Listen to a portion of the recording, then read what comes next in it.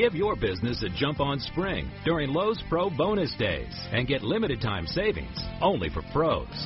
Come in February 16th and 17th and ask for 5% off store-wide, or ask for 10% off when you use your Lowe's Business Credit Card. You can even save online. Just register on lowesforpros.com. See Pro Desk in store for required coupon details and exclusions. Registration required for savings online. Credit offer subject to credit approval. Pro Bonus Days, starting February 16th, only at Lowe's. Blog Talk Radio. Live from Fort Bragg's backyard, this is the show that put the 110 Nation on the map. There is only one nation. The 110 Nation. And you're listening to the 110 Nation Sports Show. Covering each and every sport across the board. There is no sport too large or too little. It's time to talk the talk.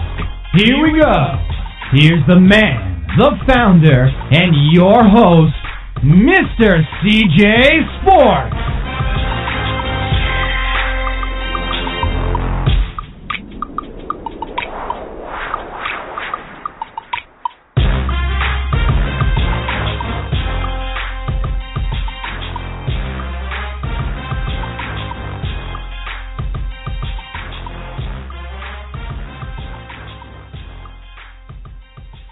I want to welcome everybody to the 110 Nation Sports Show. I am your host, Mr. CJ Sports. You can follow me at CJ Sports 101. You can follow the 110 Nation at 110 Nation.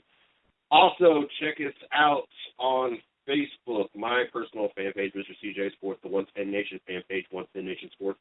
Check out our blog site, www.the110nationsports.com, and check out our company site, www.the110nation.com. For all the latest going on here at the 110 Nation. TGIF. That whatever happened to TGIF, you know. I can remember growing up watching, what was that, Step by Step or whatever, and Family Matters and Full House, and I think they rotated shows a couple times. And in my day, with the Friday night TGIF lineup on, I don't know, it was ABC, CBS, one of those channels. And we had Katy Perry with a song with TGIF, and whatever happened to TGIF, we don't even hear about that. Now it's Throwback Thursdays and Hump Day Wednesdays, and what is Man Crush Mondays, and whatever just happened to good old TGIF. Thank God it's Friday. I don't know if I'm thankful that it's Friday. Weekends, you know, is my work time. That's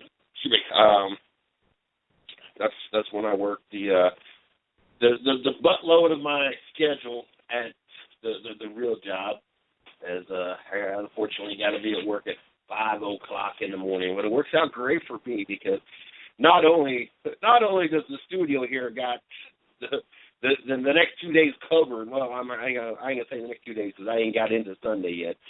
But we definitely got the next 24 hours covered on the DVR between Sprint Cup practice at 10:30, Sprint Cup practice at 1:30, ARCA Series race at 4:00, the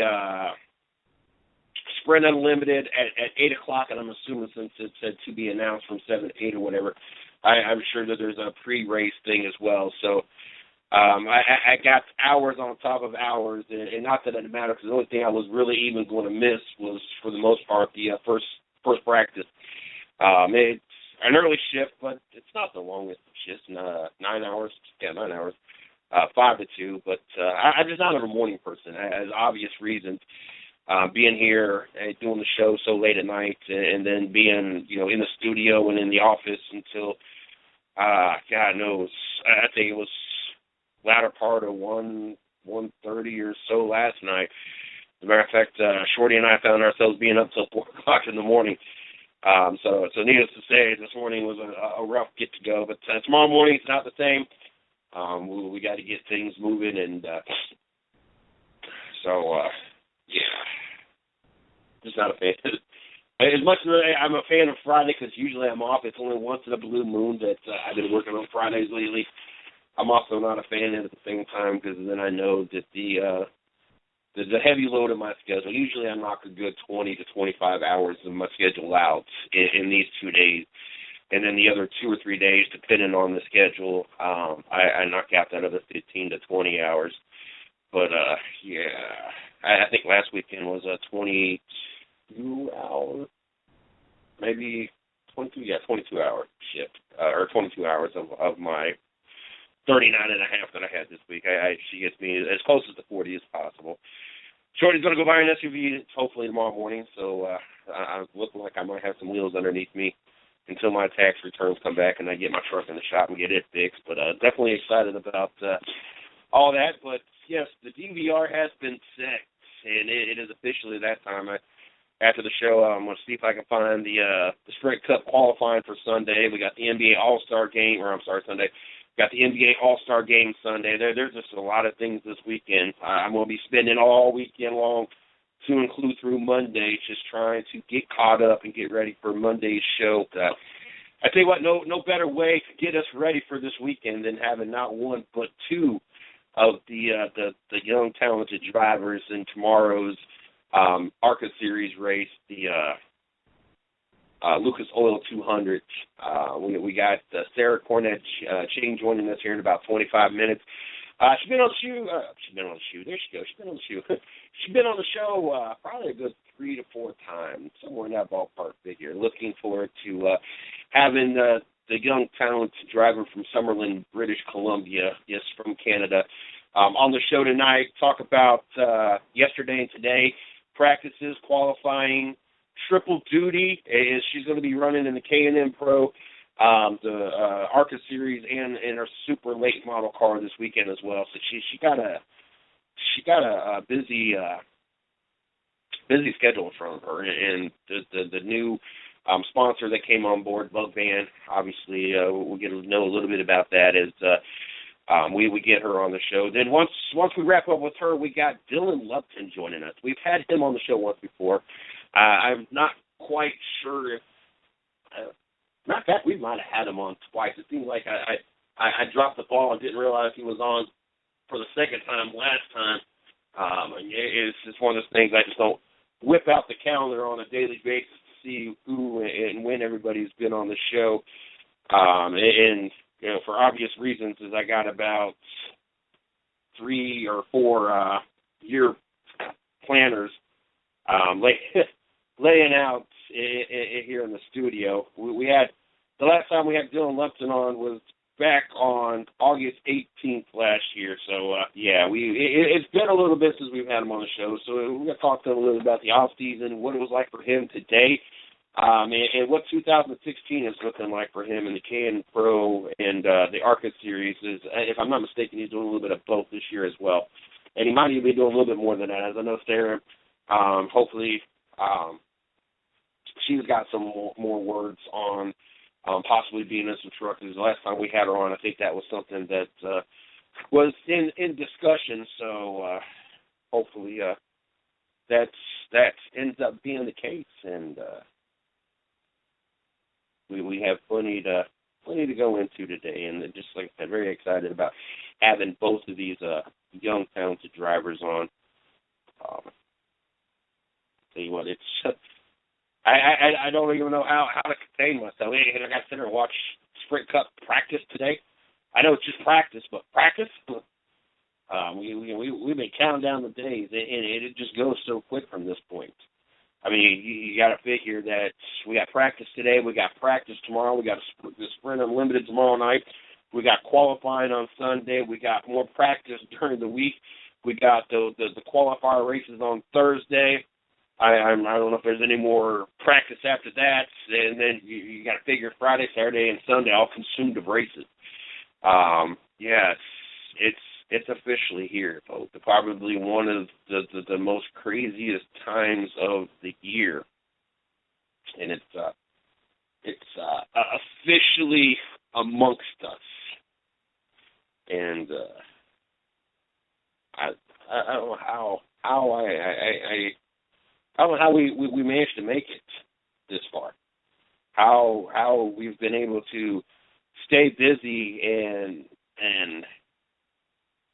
have plenty to talk about I know it's been studied with baseball, basketball, or not basketball, or baseball, but football, basketball, and everything else, but nowhere close to what's the action we're going to be seeing. So, God, who knows? Monday, don't forget, we got Tim Lathan joining us. He is the man behind Seek to Destroy Cancer. They have a big event coming up here March 19th here in the Phil area. They're putting on a big wrestling show, a bunch of wrestlers from different companies and former WCW and WWE stars, all coming together to help raise money to help seek and destroy cancer. And we're just glad to be part of that, be one of the sponsors of this great event. And so we're going to have Tim on the show about 9:10 on Monday, and he's supposed to have a few guests with him. So looking forward to not only talking to Tim about this event and this foundation and everything, but to be able to talk to some of the main attractions for the event as well. And then we're going to be calling it up at 10 o'clock. We got Ruben Garcia joining us, driver from the Drive for Diversity program. Got a bright future for him as well, and just looking forward to the opportunity to have him on the show Monday and see how his 2016 season is looking. And I'm assuming that he's racing this weekend in the K&N Pro Series. So see how the weekend went for him and what to expect out of 2016, and get to know young Ruben there. So very excited about that opportunity as well come Monday. Just Miss Lee, just knocking them out, just one after another. I tell you what, it's been a very, very exciting week, especially with all the guests we've had on this week alone with Mason Mitchell, Jay Jr., BJ McLeod, Cole Powell, and then, of course, these two very young, talented drivers. Of course, with the Triple M Motorsports, very strong today in qualifying. Cole Powell ended up qualifying 6th in the Tri-Car Cops Chevrolet. And then Gus King ended up qualifying 15th in the 98 Carrier Corporation cab installer Chevrolet for Mason Mitchell's Motorsports. So those two guys had a nice, strong outing this morning or this afternoon. And like I said, just very excited about this weekend, tomorrow, and tonight, getting into talk to these people about the condition of the track and what it's like this year. Is they did a lot of upkeeping and changes to the track, and the grandstands and everything else. So just looking forward to be able to talk to both of these drivers tonight and get the load down.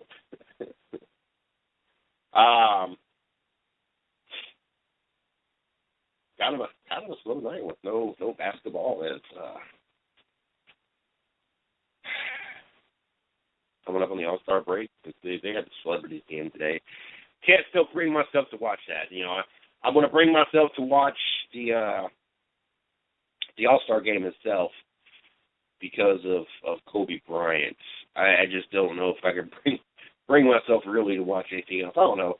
I might try to DVR the skills competition, I guess is what you could call it. I'm not really interested in the dunk competition that's been played out, and there's nothing that you could do now that you couldn't do 25 years ago.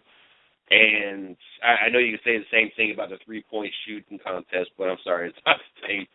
To be able to watch some of the best shooters that this league has ever seen from three-point range, J.J. Redick, Steph Curry, Klay Thompson, I'm very intrigued to see how this plays out tomorrow night.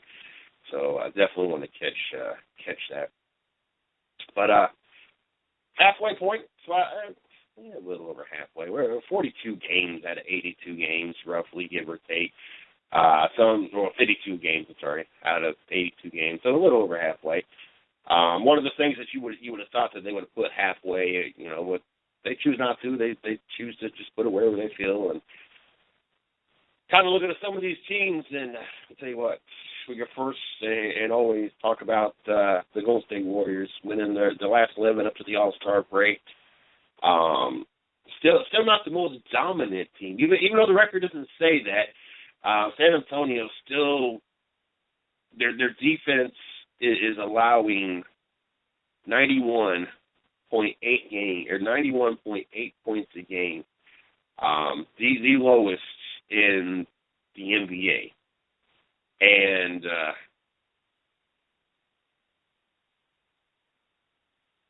by no stretch of the imagination, there's definitely a reason why they're 45-8. They might not be scoring the most. They might not be lighting it up on the offensive side of the board. But the 45-8 record, they're obviously, San Antonio's obviously doing the right things. And you know, offense wins games, but defense wins championships. And I think the Denver Broncos just spoke so true about this in just the Super Bowl here. So, you know, I obviously don't feel that San Antonio has an opportunity at all at this point to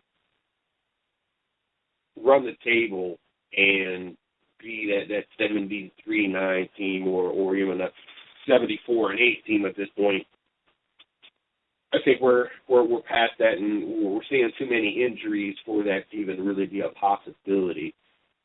But I still think the way Greg Popovich coaches this team, that there's a really good possibility that San Antonio could beat Golden State. I know it's far stretch, and Golden State, God, has been so dominant.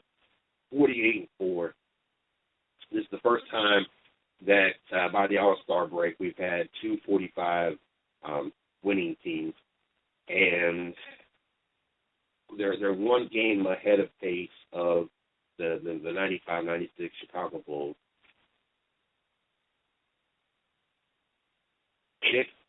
It's hard to bet against them. At this point, it's even hard to dislike them.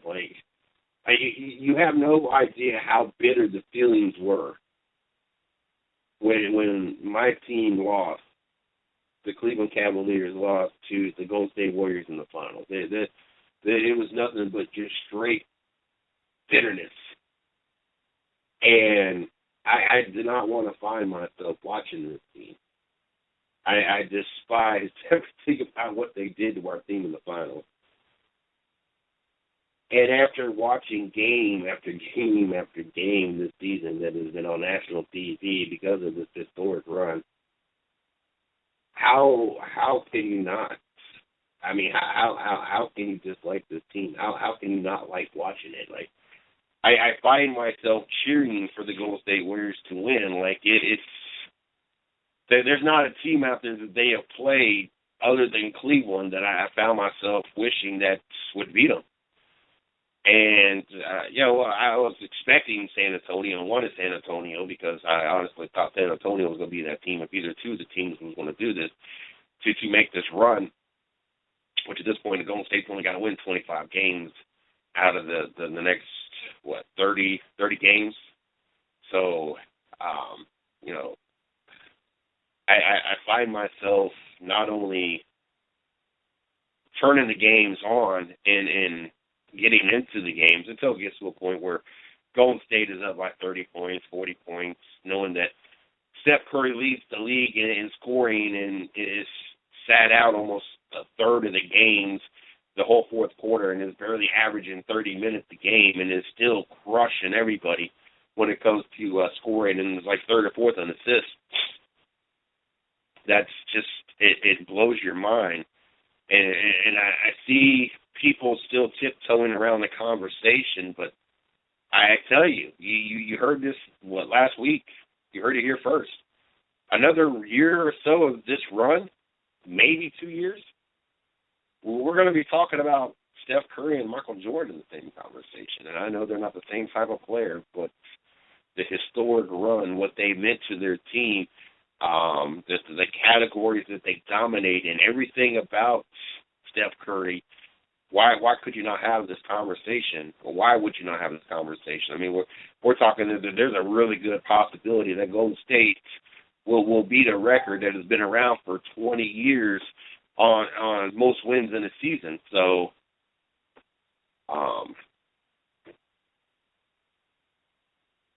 you gotta.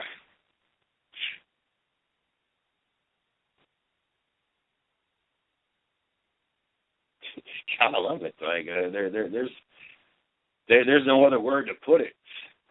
First half of the season, we got Blake Griffin out with punching members of the staff, and going to be out 4 to 6 weeks with a broken hand, and then is going to be suspended on top of that. Watched highlights the other day with Phoenix. I think it was yesterday. Maybe it was even this morning. I watched the highlights, and I might even seen on Facebook. They fighting amongst each other on the sidelines. Yeah, when it's horrible, it's horrible. When Charles Barkley can sit and spend about 15 minutes just straight dogging you, a team that he formerly played for, you know things have gotten horrible. Lakers' only regret so far this season Kobe has is the fact that they suck, and that's, to put it mildly, they beyond suck. Probably going to get another top 3 pick in the NBA draft this upcoming season, which could work out with the pieces starting to have some kind of chemistry at this point.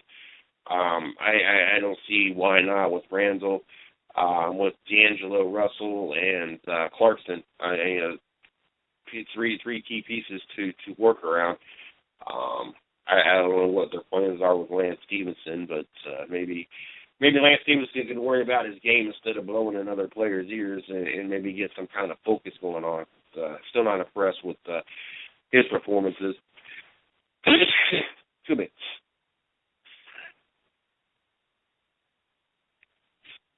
Still out in the West in this first half of the season. I think New Orleans has really shocked people. I think we was expecting a lot more out of the Pelicans.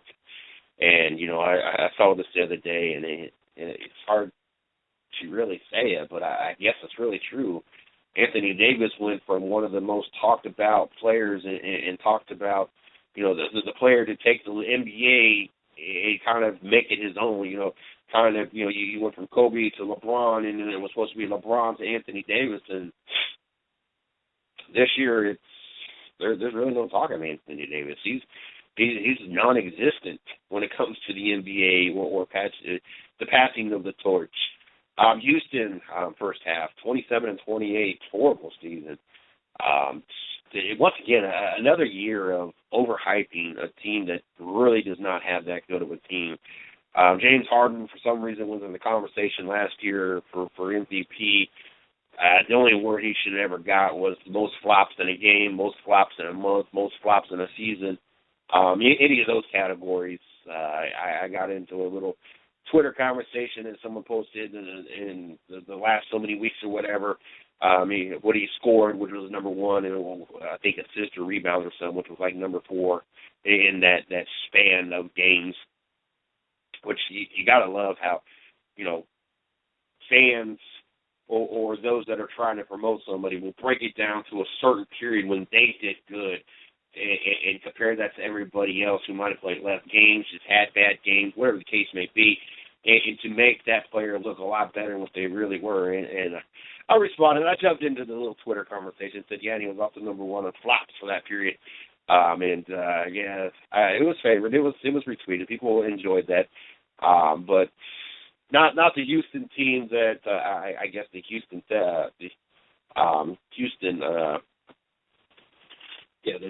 fans was expecting. Oklahoma City, once again, another great season to start off. 40-14, on top of the Northwest, third best team in the Western Conference. Really got a stronghold over Portland, who's second in their division. 13 games lead over. Kind of one of those divisions where they're going to be able to cruise and definitely be a division winner. Obviously, that's not what they're hoping for. They're hoping for home court advantage throughout and a NBA final. I just don't see it happening still.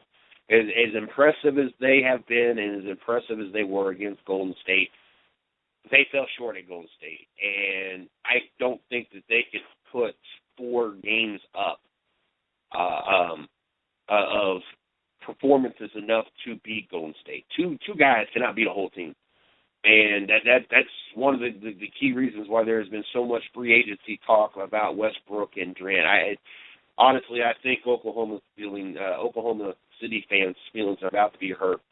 I just don't see these guys hanging out and staying there when they could have opportunities to go somewhere else and possibly win a championship. Yes, they might not be the number one guy, which odds are wherever they go, they'll still be the number one guy. Their numbers, their stats may take a hit, such as when we watched Boston Celtics do their big three in Cleveland and Miami, and everybody that does that, you gotta give a take on that. But I think getting out of Oklahoma, because obviously Oklahoma's not in a rush because of the contract, to bring enough pieces in. I think it's more of they can't afford to bring pieces in. But I just would be surprised if both of them stay. I think at this point, both of them are wanting a championship. Both of them are wanting a team instead of have to carry this all by themselves. And I just would be shocked if, one, they even made it to I'd be shocked if they even make it to the Western Conference finals. I just can't see them getting past Golden State or San Antonio, whoever they may have to play to get into the Western Conference championship, nor beat them, nor get in the final. I just don't. This team is just not deep enough. In the Eastern Conference, Toronto, such a hot team there for the longest. Of course, they lost their last game to stay second in the Eastern Conference, but they've been playing lights out basketball and really starting to heat up the Eastern Conference race there for the longest time. You just thought Cleveland was just going to run away with it, was going to have home court advantage throughout the playoffs, and not so much the case now as Toronto has made things interesting. And then, of course, Boston finish up the first half. They have really come on, winning 8 of their last 10 and just being a really strong team. Recently had just beat the Cleveland Cavaliers as well on a Bradley three-pointer as the buzzer was sounding. So definitely impressed with Toronto and Boston. Do I think that they could take Cleveland in a series to find themselves in the finals? No, not at this point. Honestly, I don't think there's anybody outside of or anybody that can beat Cleveland. I'm looking at either Cleveland and Golden State or Cleveland and San Antonio, and I'm still leaning towards the Cleveland-Golden State rematch.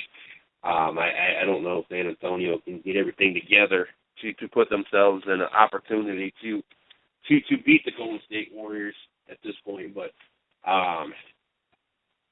New York fired Derek Fisher, finding out a lot more things about Derek Fisher. Seems like he was nailing everything he can nail. He was still being a player, having a player's mentality of being a player. Yeah, I think that's how that was described. As he was banging players' side chicks and any other chicks that they had, and missing and rushing to get to meetings and practices and everything else because he was enjoying the player life instead of being the head coach. And so Derek Fisher out the door before you hit the All-Star break. As New York, obviously falling 6 straight games and losing 9 of the last 10, obviously it was time for him to have an exit. Makes you wonder if going straight from the NBA as a player to going to as a coach, if that's really the best decision. It is really that successful. Is it really worth that? As Jason Kidd, yes, he's done a decent job with Brooklyn and then, of course, with Milwaukee. And then Derek Fisher, not so quite the same. So there's a couple other examples that have not fared out well. Coach Tyronn Lue over in Cleveland, obviously David Blatt in the first half got released to his duties in Cleveland, made things interesting, questioned a lot of things over in Cleveland and what direction that they're going and whether or not everybody is going to be safe before the trade deadline. So obviously a lot of eyes and a lot of rumors going on over there in Cleveland. Indiana up and down, Chicago up and down, and Detroit. All 3 of these teams just right above 500. been kind of all kind of losing streaks here as we went to the All-Star break. It was like they just shut down. They kind of hang around 2 games behind, 10 and a half to 12 games between the 3 of them behind the Cleveland Cavaliers, and just doing enough really to stay above. Obviously, they need to make a splash and come on some kind of run getting into the second half with the remaining 30 games of the season. So let me jump in here to the studio real quick and make sure. I know we're coming amongst that. Coming around my time to have our first guest joining us. So there's got the studio open, so I'm gonna jump back into these all. I think we got things jumbled up again tonight. We'll see who comes out on. We'll see who calls in first and who calls in second. All right, but anyway, as 2. And then down in the Southeast, Atlanta, not quite that team that we've seen last year, that team that was the best in the East and really was supposed to be that threat to keep the Cleveland Cavaliers out of the finals. Fell miserably short. Miami up and down as well. 6 of the last 10 have ended in wins, but Miami was that team there for a while that was defensively the best, was allowing the least amount of points, and even though they're 5 games above 500. They're still allowing more points than they're actually scoring for the season, and that's not going to end well. You can't be outscored regardless of what your record is. That just lets me know that you're barely doing enough to skin by from some wins, and then your losses have been lopsided. And Miami's obviously got to figure out something there with Whiteside, Bosch, Dwayne Wade and company to make this team have a more natural flow and be able to be more productive. That 96 points a game obviously needs to be more around that 99 to 102 where everybody else is, instead of just barely scraping by. Charlotte up and down as well. A lot of bright notes for the Charlotte Hornets. So really not a surprise that they're on the 3-game win streak going into the All-Star break. Not a surprise that they're a game above 500. Wouldn't even be a surprise if they made the playoffs this year. So a lot of great talent and a lot of great action in the first half. And now we get this opportunity to kind of step back for a minute before we make this 30-game run to the playoffs in the NBA. With this All-Star break this weekend. Once we get done with our guest tonight, I'm going to talk about a little bit about one, Henry Maya of the New York Mets getting a lifetime ban for his steroid use. First one hits 3 strikes, you're out in steroids in baseball. We're talking a little bit about that. My biggest disappointments and biggest surprises in the NBA and a few other things. But we got our first guest in the studio. My message from Miss Lee and the tweets are not lined up, so I'm not 100% sure who we got first tonight, but I'm definitely going to go ahead and shoot them in the studio. Then we'll go from that point. Caller, how you doing tonight? Hey, this is Sara. All right, that's what Miss Lee sent over, and then I saw tweets that it might have been otherwise, so I wanted to make sure. Sara, how are you doing? I'm great. How are you? I am doing wonderful. One, I want to thank you for coming back to the show. It's been a little bit. I say that, but it seems like it wasn't that long ago. It's amazing how quick the off season really goes for you guys. Before we jump into this, though, I want to give you an opportunity to plug yourself, social media, It would be Facebook, Twitter, Instagram, whatever you use. Any sites, sponsors. Talk a little bit about your new sponsors that came on board with you guys, and we'll jump into this. Yeah, we really excited to have Bug Band on board for this whole weekend down here. The ARCA race, K&N race, and the super late model stuff we're going to do. The Bug Bands, what they are is they repel mosquitoes, all kinds of insects, and they work really well. They've gone ahead and made a donation to the Tim Hortons Children Foundation that we work with as well. So all the kids that go to camp in Kentucky are going to have Bug Band and some wipes to keep all the insects off them while they're at camp. So that's a pretty cool deal we've got with them. And as far as Facebook, facebook.com/SCT Racing and at Cornett-Ching on Twitter. And once again, I have to just thank Race 101 for the opportunity. And all my boys back at the shop that have worked so hard. We have just been absolutely thrashing these past couple of weeks to get all these cars ready for all this racing. Triple duty. I saw your little video earlier. How does one keep everything mentally in line from, what you felt in the K&N car to what you felt in the ARCA car to what you felt in the super late model car and be able to stay focused on each of the different cars? How mentally, how hard is that for you? I haven't really gotten to do a whole lot of that up until this point, but when I do get to a racetrack or before I get in the car to go up for practice or for qualifying or whatever, I kind of just run through in my mind like, okay, we're at Daytona, you want to be full throttle. If they pulled the brake pads back, you don't want to touch the brake pedal at all when you get going, and just lots of little things that I'll go over in my mind kind of before I get out there. Same thing with every car I drive, so that helps, and I take notes as well about the different tracks and different cars, so try to keep everything straight, but I guess we'll find out after we run these three and kind of see how hard that really is.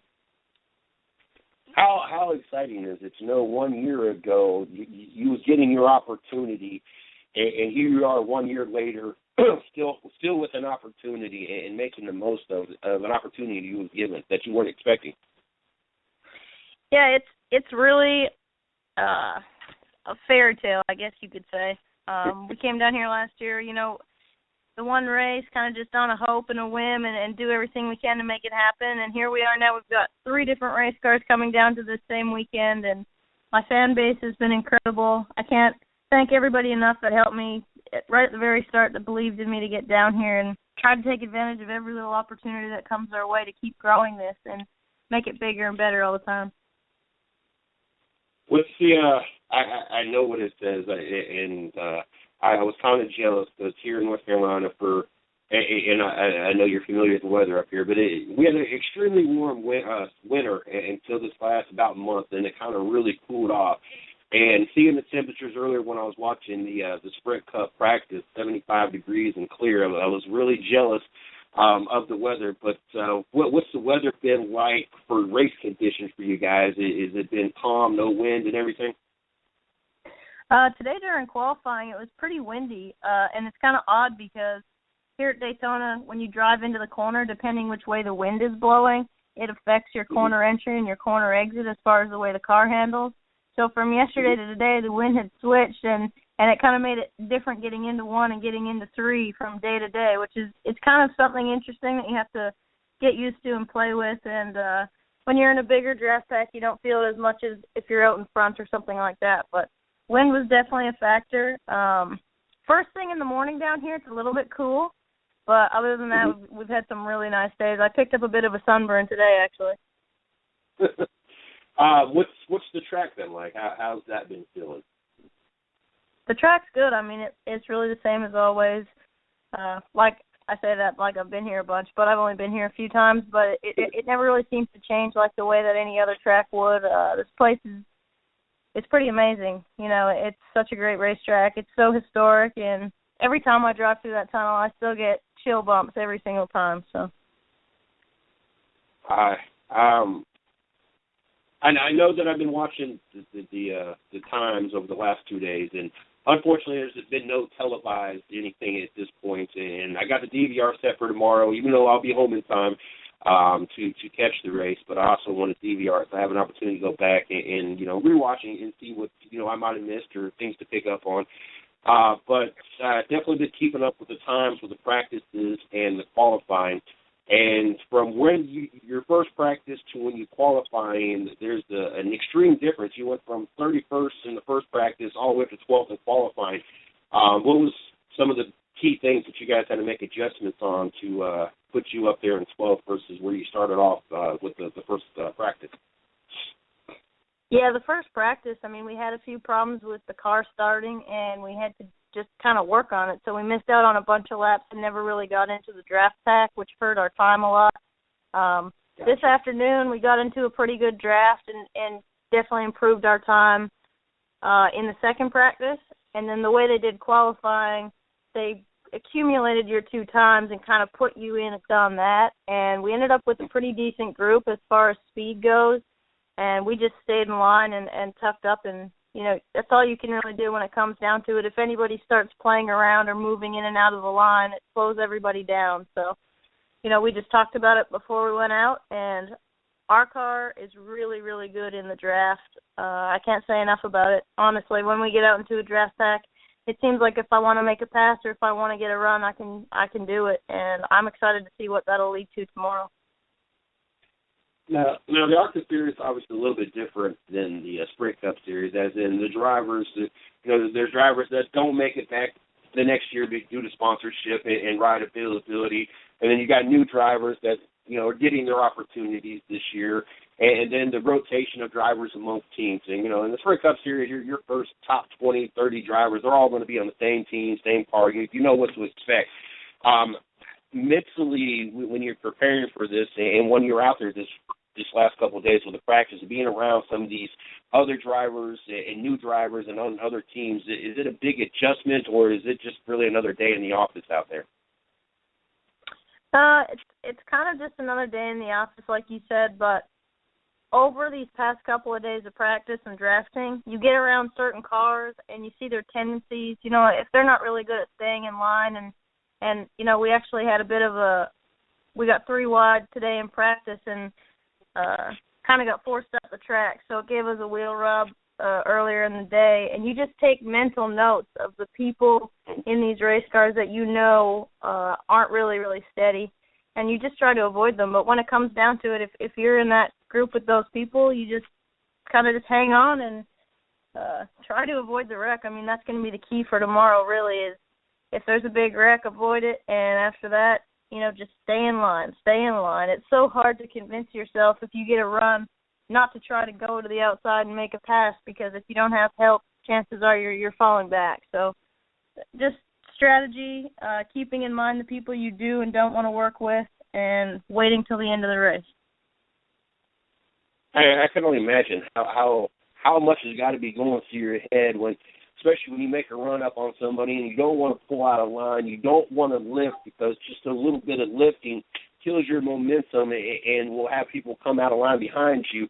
I can imagine that's a never-ending guessing game on what's is the guy behind me going to follow me? Do I need to let up? Do I just go ahead and bump draft? Is this the right place? I just couldn't imagine the 6,000 things, especially the super speedways, that are going through your mind all at once. There's definitely a lot of information coming in from the spotter. He'll tell you who's behind you, how far back they are, and how far back the car is behind them, so you know if they're getting a push or getting a run on you. And then obviously you can judge the car in front of you. But if you do get a run, you definitely don't want to lift. That's the biggest thing here. If you lift and you cause people behind you to stack up, you either are the wreck or you caused the wreck. So tricky. And when it comes down to it, when I raced at Talladega, that was pretty much my first experience in a big draft like that. And I would say the first 75% of the race, everybody was pretty calm. And the last 5-10 laps, they were bump drafting down into the corner everywhere. You were just hanging on for dear life. And so I hope that we're up front and we don't have to go through all that again, but we'll see it. And I'm really excited. It was such a blast last year. I can only imagine that. You know what's coming at some point, and when everybody decides to get up on the edge of the seat and grip that steering wheel just a little bit tighter for that last 20-25% of the race, I can only imagine. I know NASCAR made a rule change this year, and I want to know if it affected the ARCA Series, if you guys, it went all the way down to you guys as well, where they had the restart, not the restart line, but I forget what they called it. They basically, on the backstretch, the Sprint Cup guys got to make it to a certain point before it's considered an attempt to avoid what we saw last year at Talladega with Kevin Harvick and all that stuff that went on at the end of the race. Do you guys have that same line on the restarts where you got to make it to the backstretch before it's considered an attempt, and that's once that attempt happens, that's it? There's no 3 attempts. There's just going to be 1 attempt, and if you guys don't make it to the line, then there's going to be more attempts. Did that rule fall down to you guys as well? You know what? They haven't mentioned it yet.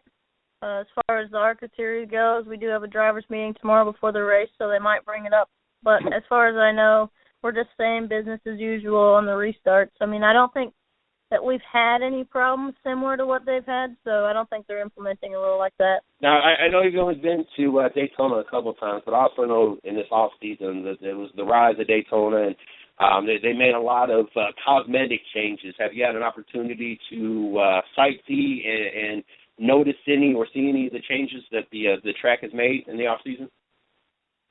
The biggest thing I've noticed is when you drive down the main road, they've got the whole front of the grandstands and everything really, really nice and well lit up, and it looks like a place you want to come in and see what's going on. So other than that, I haven't had a chance to get out onto the other side and spectate yet.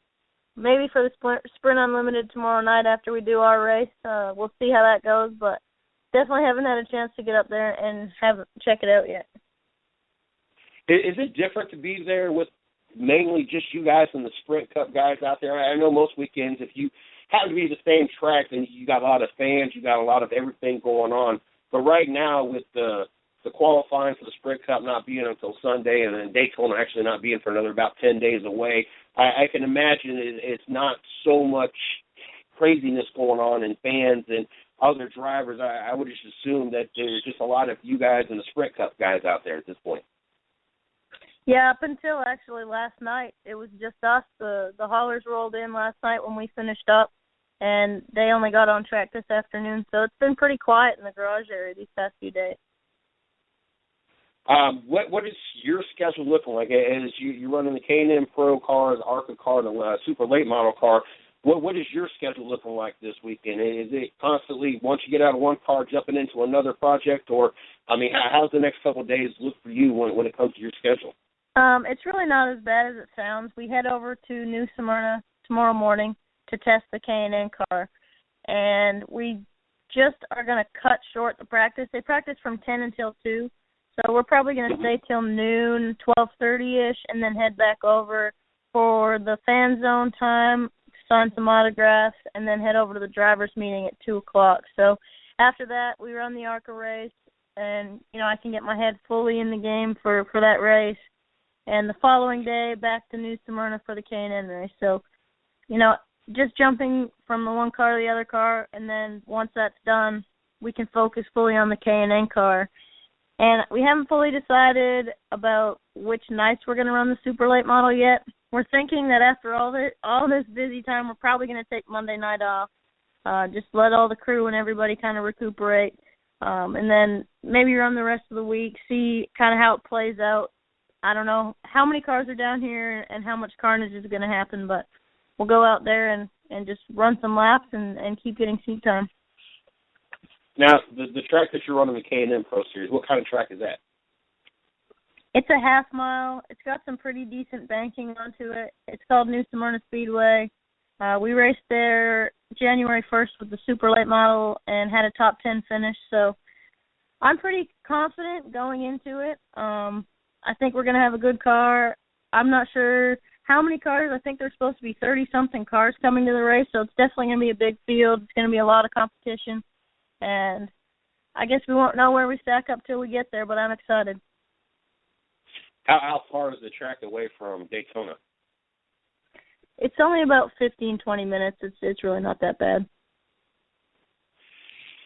Sounds like fun.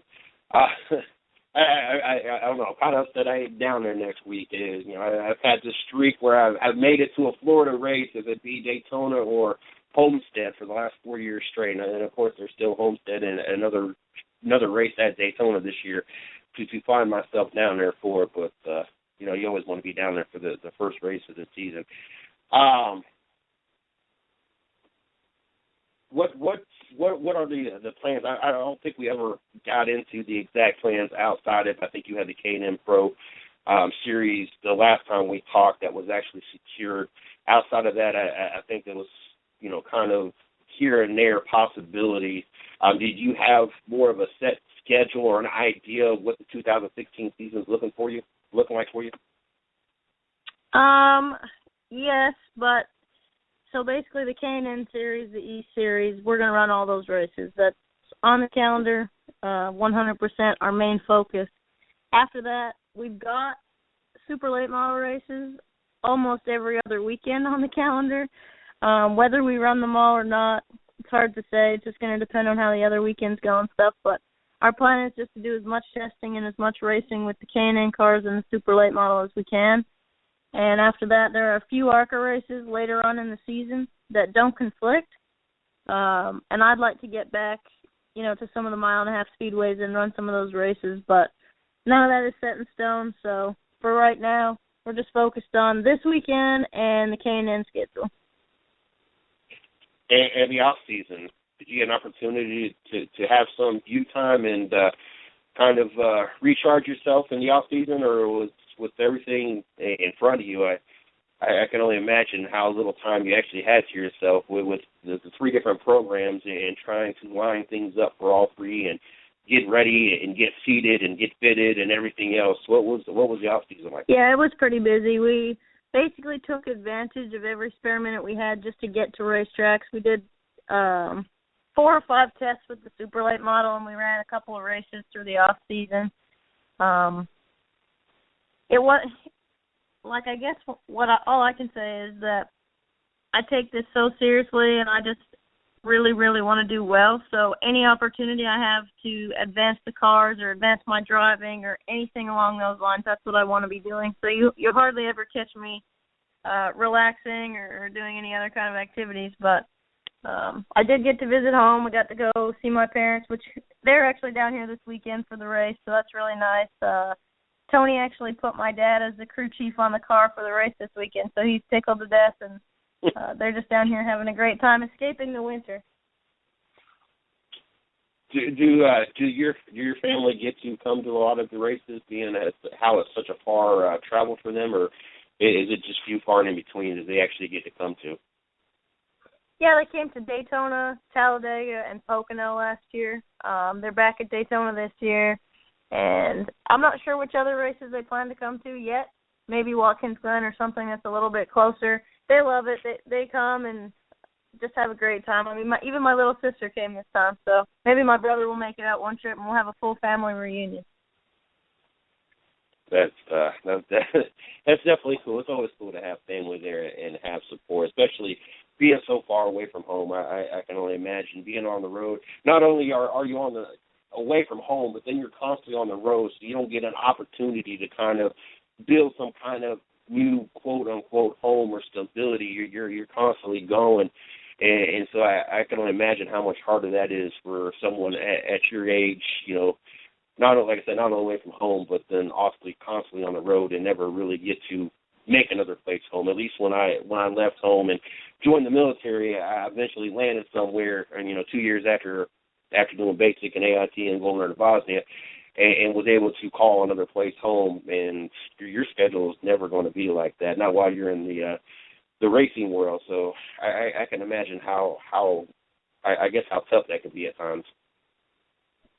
Yeah, I could see it being tough.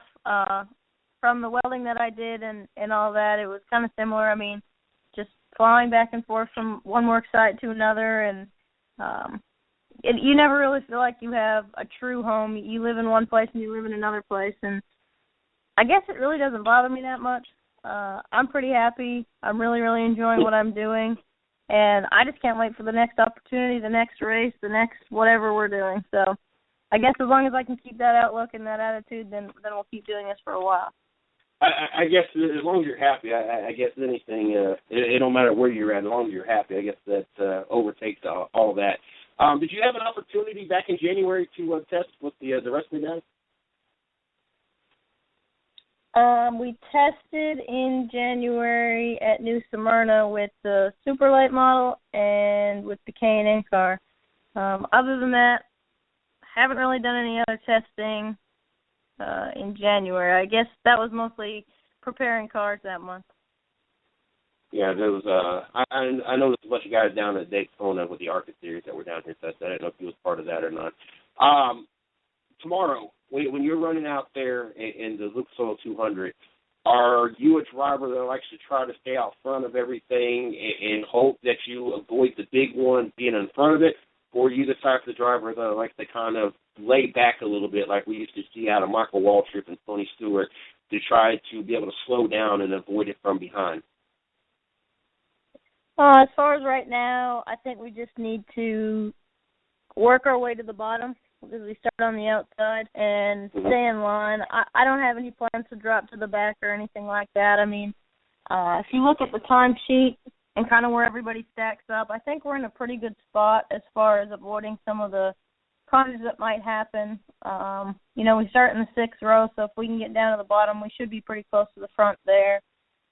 Other than that, yeah, definitely no plans to drop to the back. Gotcha. So I'm curious, because, you see so many drivers with so many different strategies, and, none of them are, foolproof.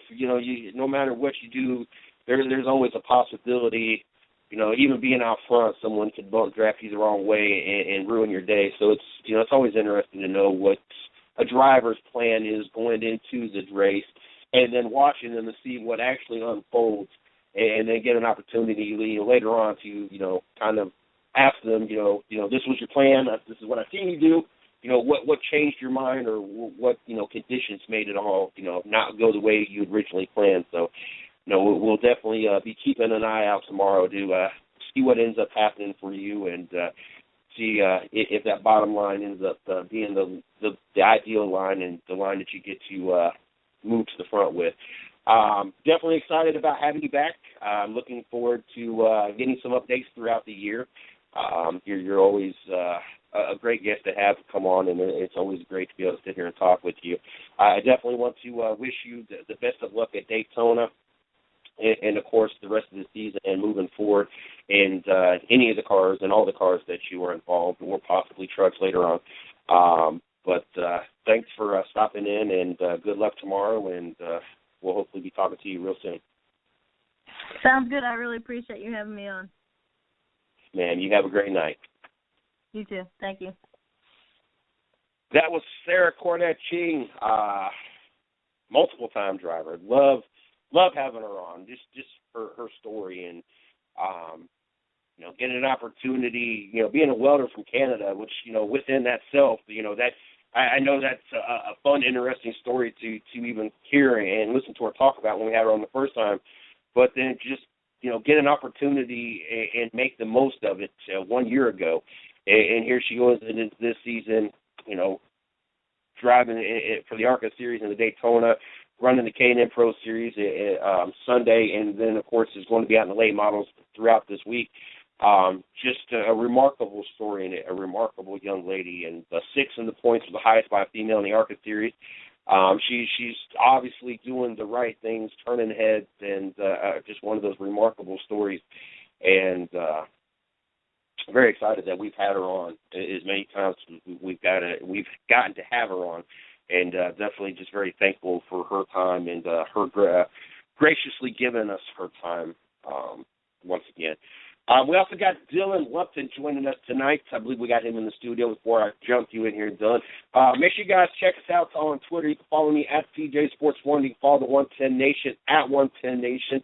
Also, make sure that you guys check us out on Facebook. My personal page Mr. CJ Sports. You can follow you can like the 110 Nation at 110 Nation Sports. Also, check out our blog site over at www.the110nationsports.com. Check out our company site, www.the110nation.com, for all the latest going on here at the 110 Nation. Don't forget, you can catch the 110 Nation Monday through Friday, 9 p.m. Eastern Standard Time. It has been a star-studded, stacked show this whole week, and we kick off Monday with the same, with Tim Lathan joining us at 9:10, the man behind Seek to Destroy Cancer, a big charity event going on here in Fayetteville, North Carolina, to help raise money to help destroy cancer. Also, we'll have Drive for Diversity driver Ruben Garcia joining us as well. Don't forget, it's also on Thursday nights, starting back on the 25th, we got Rubbin' His Racing. Big Sweat is making his return to the 110 Nation Sports Radio Network. He's been having some medical issues. Glad to have him back and glad that he is healthy. Also, don't forget, we got happy hour on Sunday nights, the happy hour garage from 7 p.m. till about 9 p.m. And then also the Dirt Talk hour at 9 p.m. on Sunday nights. A lot of things going on here at the 110 Nation Sports Radio Network and the 110 Nation period. So make sure you guys stay connected and keep checking in to see what's going on so you guys don't miss anything. Like I said, we got Dylan Lupton joining us tonight, another driver that is going to be out there tomorrow in the ARCA Series at Daytona. Looking forward to having him back on the show. I want to say, I know this is at least his second time. It might be his third return to the show. But very excited about having Dylan on the show tonight. How are you doing tonight, Dylan? I'm good. How are you guys doing? I am doing great. Very excited. I spent a good 15 minutes today setting the DVR so that I didn't miss anything when it comes to racing this weekend, and to include the All-Star Game and the Sprint Unlimited and everything going on this weekend. So I'm right now in seventh heaven with everything that is unrolling out starting today, and very excited about the 2016 season. Before we jump into this and we talk about you and the 2016 season, I want to give you an opportunity to plug yourself. Social media, if it be Twitter, Facebook, Instagram, whatever you have. Personal site, team site, sponsors, anything you want to throw out there. That way the listeners get to know you more on a personal level, follow you throughout 2016 and throughout your career. Absolutely. The easiest channel to follow me on is my Twitter handle for all the racing updates, and that's at Lupton Dylan, which my Instagram is the same. We also do updates on my Facebook page, just at Dylan Lupton or Dylan Lupton Racing. Both of them we kind of handle for racing. And for the fans out there that don't know, I'll be racing for Empire Racing Group this weekend at Daytona. So they have their own Twitter and website, so everyone should go and check them out. Now, I saw a tweet earlier that you I hit the wrong button, that you tweeted out. And if I remember correctly, this is your first run at Daytona?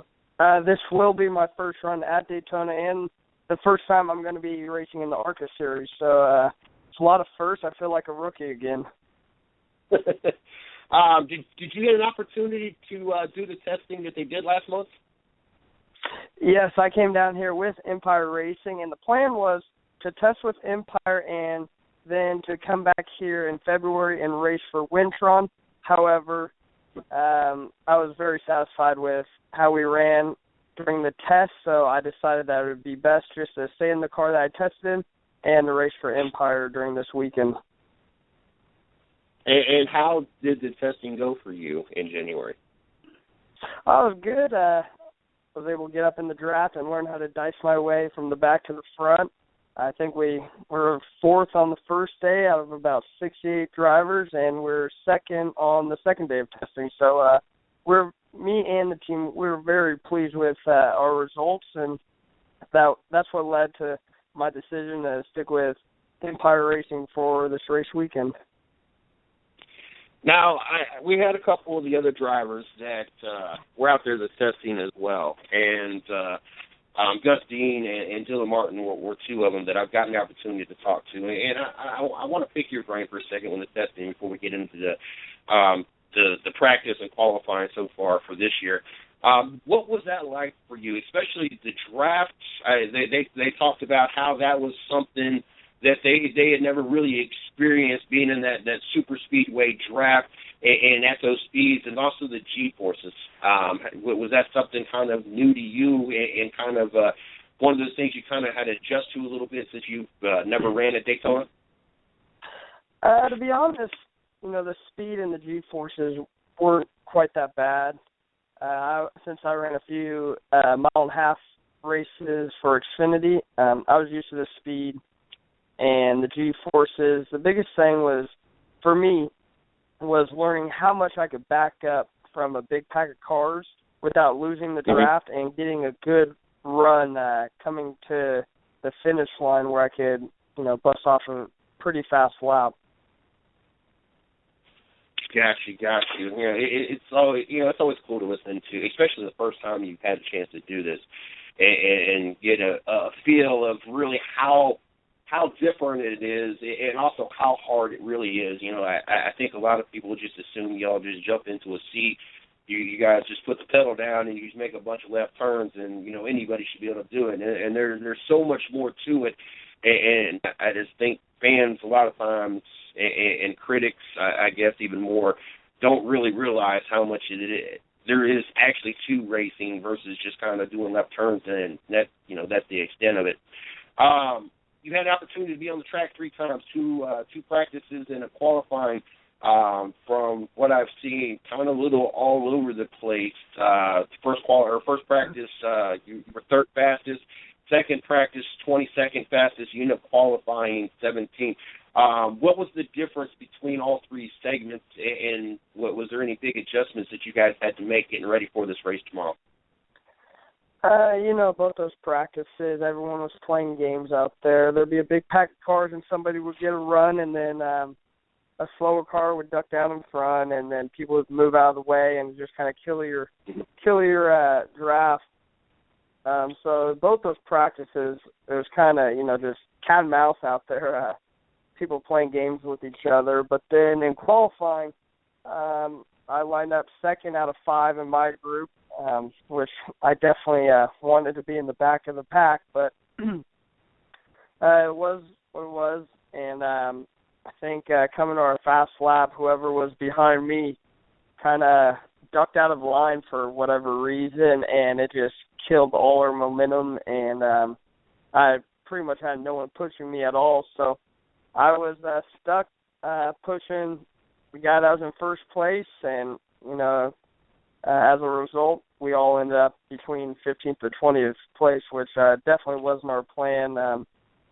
However, I'm not too worried about where we're starting at. I think we get charged to the front tomorrow. Now, we didn't get to see the qualifying. The only thing that they're televising at this point is the race tomorrow. I know you guys go out in groups. Do you guys get a time like Sprint Cup does, or you guys just get so many laps on the qualifying? How does the qualifying actually work in the ARCA Series for you guys?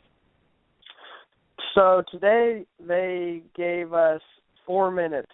So as soon as the first car left pit lane, they started the 4-minute clock. And say you were coming to the checkered flag and you were 100 feet away from, crossing the checkered, and 4 minutes was up, well, that lap doesn't count. It's not like NASCAR where as long as you pass the finish line with 2 seconds to go, you can finish out your lap. We weren't able to finish out our lap. So we only got 3 timed laps, I believe. Now, when you guys are out there with the qualifying, is there kind of an unwritten agreement that the first car doesn't go out until the whole group is ready, and you guys take turns on who is not in the rear so everybody gets an opportunity to get the full effect of the draft? Is there any kind of agreement out there amongst the group, or is it kind of everybody just kind of shoots for themselves? With only having 4 minutes, we don't really have time to fool around, and the guy in first will lead a lap and then drop in the back. Just didn't have time, so all we did was all 5 of us, we took off and went to the top of the track for about a lap, and then we dropped down to the yellow line and just hugged the yellow line all the way around for 3 laps. And like I said, on the fast lap, things didn't go as planned, and me and the guy in front of us, we broke away, and that kind of ruined all of our lap times. But what can you do, I guess? And I asked Sara this, and I want to get your thought on this tomorrow. I know that you have certain drivers out there that like to try to get to the front and stay in front of everything, and you got some drivers that kind of like to kind of slide back a little bit, get out of the way in case the big one happens. Do you have any game plan going into tomorrow's race with that? Yeah, I'd rather be up in the front. I don't want to be dodging wrecks. I definitely don't want to be in the back of the pack with some of the slower cars. So my plan is, we're starting 17th and trying to weed my way in and out of traffic and get up into the top 5, top 10, probably settle down for, a good chunk of the race. And then once it comes down to 10 laps to go, then I'm sure it's going to get pretty interesting from there as we try to march forward those last few spots. Now, what is the 2016 season looking like for you so far? What do you already know that you're going to be doing that's already on the calendar? Well, officially, I know that I'll be running tomorrow night. Other than that, it's all up in the air. We're working really hard, and we have a few deals on the table right now. We're hoping to be in the car for the West Coast Swing and either the Xfinity Series or even picking up some truck races this year. So no matter what we do, I believe you'll see me in one of the 3 national series this year. In the off season, what was you able to do this off season? Was it just straight work, and get things lined up, or did you get an opportunity to get a little personal time in this off season? I was able to get a little bit of personal time, but most of it was still trying to focus on my schoolwork. I'll be graduating from UNC Charlotte in May, so I'm really focusing on my schoolwork and trying to get a deal together for 2016, which, we're a little bit, we aren't a little bit behind on. We are behind. However, we're working every day, and like I said, plans are finally starting to come together now, so hopefully we can have an announcement quite soon.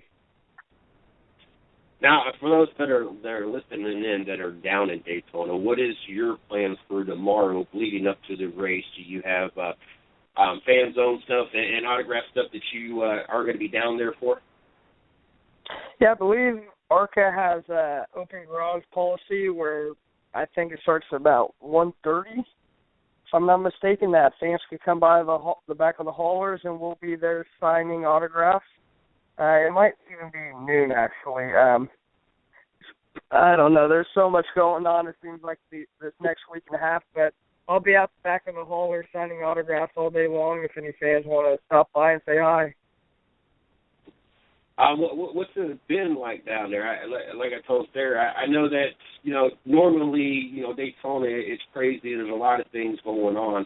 But, Daytona is a little bit different than, especially this early. This weekend is a little bit different than most weekends at most tracks, or to include next weekend at Daytona. As you guys were by yourself yesterday or the day before, and then the Sprint Cup guys just rolled in to start getting ready for the Sprint Unlimited. So I know it's had to be a little bit different of a scene. Has it been nice to be down there and to kind of be quiet and just really you guys and the Sprint Cup guys that are part of the Sprint Unlimited being down there? Has it been nice and quiet and an opportunity to kind of take in, the moment before it gets to be crazy down there? Yeah, it's definitely been calm these last few days. Today was the only day that there's other cars on the track other than the ARCA cars. For me, more people there, the better. So, as hectic as this place would get, the better for me. I want to see all the fans in the stands cheering us on tomorrow night. How big of a deal is it for you to run at Daytona, one of the the premier track, the Super Bowl of NASCAR, and with the history behind it? How big of a deal is it for you to be at Daytona? Oh, it's an amazing opportunity. Not many people can say that they race at one of the most historic tracks in the world. And I'm very lucky to be able to say that tomorrow night I'll take the green flag at Daytona International Speedway, and hopefully I can be a driver that can say that he's won at Daytona also. Now, to you, how's the track felt? Is it, green and a lot of grip? I mean, what's the track been like for you being out there on the track? Oh, with these cars, it seems like you can go absolutely anywhere and just keep it wide open and keep it high up in the RPM. So it's, to be honest, from a driver's point of view, it's really kind of simple. While you're by yourself, you can go anywhere you want. However, once you put 40 cars together, then that's when it starts to get a little bit crazy, and especially when you're running side by side with someone and you can suck the air off each other by getting up close to them and yanking off. So once you get right next to somebody, that's when it gets a little bit more intense. Did you ever think that you would be sitting, back when you was in school and you was dreaming of all the things that you wanted to do, did you ever thought that you would be one day driving at Daytona with the speeds and being inches away from each other? Like I tell this story every once in a blue moon, and I can't imagine what it's really like to be out there. I can imagine, being at Daytona. I've been at Daytona. I've been to Daytona probably about 4 or 5 times, but never as a driver, obviously. But I once had the opportunity to sit, and I know this is not going to be anywhere close to what you're going to experience, but I remember being on, and this is about to sound real stupid, but I was on the Xbox, and I was playing part of the NASCAR games, and I was at one of the super speedways. I love the super speedways. As much as I think Bristol might be my favorite track when it comes to real life tracks, playing on the video games, you always want to play it like Talladega and Daytona. They're just so big; it's less complicated to control the cars. And I was one of those days that I wanted to try to have the most perfect race where I didn't wreck anybody. I was one of those people that I'd get aggravated after a while and I'd take out half the field or whatever. And it was one of those afternoons that I was in my power to put on the perfect race and not touch anybody unless it was bump drafting, and I'm like on the edge of my seat. I'm sweating because it's like the most intense. I have the in-car camera view, and we are, the whole race. I'm driving the perfect race in the pack. I couldn't imagine, one, what it's like to do it for real life, but two, just to sit there as a kid think, one day this is what I'm going to do, and actually do it. And did you ever imagine that Daytona, the inches away, the bump drafting, the speeds that you get to travel. Like I said, I know that you've traveled the speeds before, but in this pack, in everything that goes along with this pack racing and the potential big one, and the risk versus reward at this track, did you ever imagine this? To be honest, it really was never on my radar growing up. I didn't start racing go-karts till I was about 13 years old. 13, 14 years old, all I was thinking about was racing that week, and I never thought that one day I could be racing at Daytona. And it's happened so fast, growing up racing go-karts, and next thing you know, we're racing late models and K&N and Xfinity, and now I'm here at Daytona. So it's happened so fast, so surreal. However, tomorrow I think it's going to sink in that, I've made it almost. I'm racing on one of the best tracks with some of the best drivers, so I'm really excited for tomorrow. I don't even know if I would throw the word almost in there. Like, regardless, if you ever make it to the Sprint Cup Series, there's a lot of people that has never even stepped foot in the KN Pro, the ARCA, or even the Xfinity Series, and you've had those opportunities. And, to have somebody put the trust that they put in you in a very expensive car, I mean, to have that opportunity to be out in those cars and what it cost these team owners, I would more than say you made it. You might not have have not had the opportunity to be out there on a Sunday afternoon, but, to have instilled enough trust in somebody to put that kind of money into you, to me, not everybody gets that opportunity, regardless what sport or what they do in. That's a pretty lofty investment into somebody, regardless what series. Once you start getting into KM Pro on up. So I don't know if I would throw the almost part in there. At this point in your career, I mean, you pretty much made it. Yeah, I just want to keep on going. You know, my goal now is just to make racing a career. I spend a lot of time at the track and doing this for, you know, the next 30 years of my life. So we're going to keep working hard, and like I said, hopefully we can have an announcement soon where I'll be out on the track more often this year. How different is the ARCA Series car compared to the K&N Pro and the Xfinity car? You know, it's really hard to tell since I'm here at Daytona. It'd be easier to kind of judge if I was on a mile and a half and I could do apples to apples to the Xfinity Series, or if I was on, you know, a track's, you know, half a mile track, then I could compare it to the K&N Series. From what I'm feeling in the car, the horsepower seems to be somewhat in the middle of those two. It feels a little bit more than the K&N cars and a little bit less than the Xfinity. It's kind of hard to judge on the downforce and the tire that General Tire brought out here also.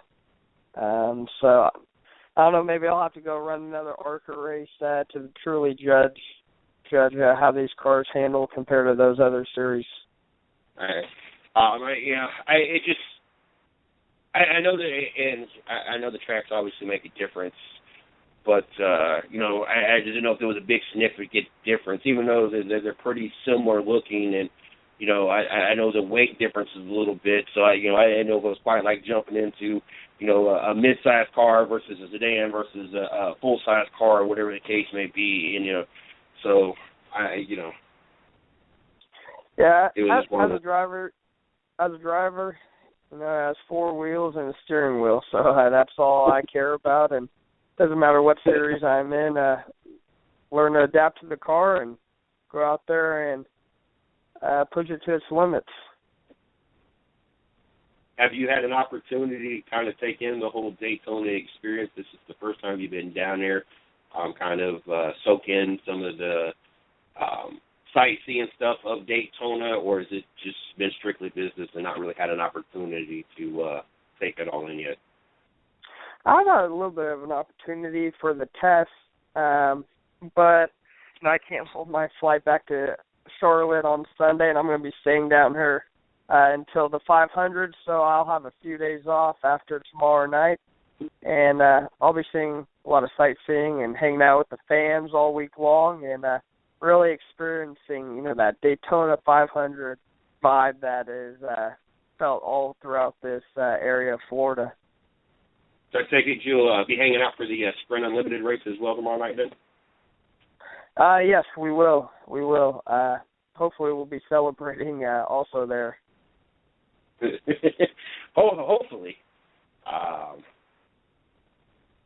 You know, I just couldn't imagine, no matter what series that you're in, to put that into victory lane. That's got to, you know, to be one of the highest of highs when it comes to the victories. You know, I couldn't imagine, obviously, comparing an ARCA Series or an Xfinity Series or a K&N Pro Series, which they don't run at Daytona, but the Xfinity and ARCA Series win at Daytona. I don't know if you could quite compare that to a win in the Sprint Cup Series at Daytona, but, you know, I think you can almost compare a win at Daytona in those two series to any other win that you would get, but maybe outside of the Brickyard when it comes to the Sprint Cup Series, just from the history of that track and the meaning behind it, and obviously the possibilities of starting the season off on the biggest track and the biggest stage and putting it into victory lane, what also could come from that. But, you know, regardless what series it is,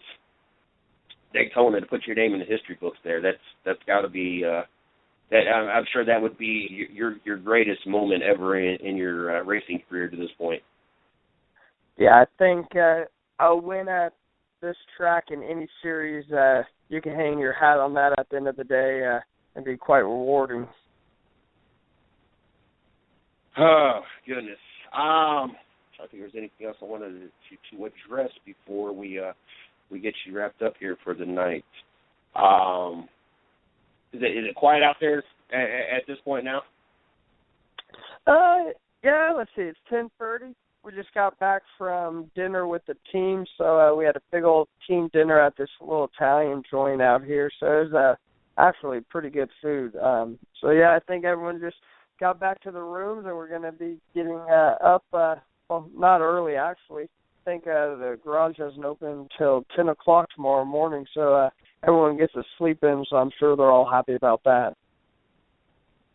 Is that hard for a driver? I didn't realize you guys couldn't go in till so late. I can imagine, especially this being your first Daytona, that you're probably without an alarm going to be waking up mighty early in the morning, and I can only imagine just sitting there twiddling your thumb, just getting anxious and getting ready to get to the track and kind of get this day underway. Is it hard for a driver to just sit around and wait until you're actually even allowed in the track? Yeah, it's almost frustrating, as a driver. You show up to the track and you hang out with the crew guys. You want to help out as much as possible, but they're trying to get stuff done, and you'll help out here and there. But for the most part, yeah, you're just ready for your job to hop in the race car, and you'll hop in for an hour long, and then you have to sit out for 4 or 5 hours till qualifying. So the day gets very long, especially for the crew guys. So they got to be there super early in the morning, and they don't leave till really late. So as a driver, my schedule's not nearly as rough as theirs are. What do you guys do in the trailers while you guys are waiting?